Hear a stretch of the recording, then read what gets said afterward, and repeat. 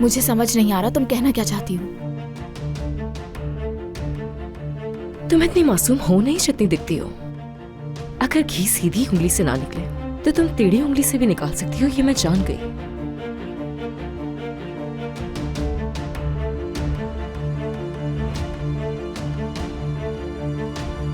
तुम इतनी रात तक काम कर रहे थे, एक काम करो, गाड़ी अपने साथ ही ले जाओ।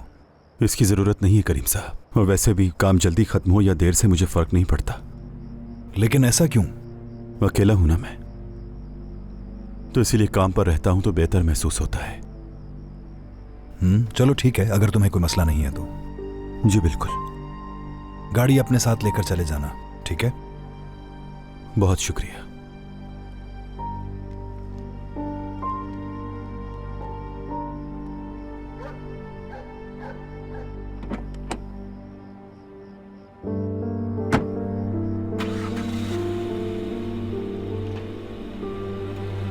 मुझे कुछ समझ नहीं आ रही तुम्हारी। अच्छा होगा अगर तुम खुलकर बात करो। बात सुनो।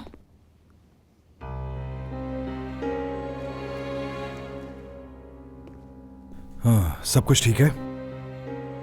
कोई प्रॉब्लम हुई है क्या? नहीं मेरी जान, कोई मसला नहीं है।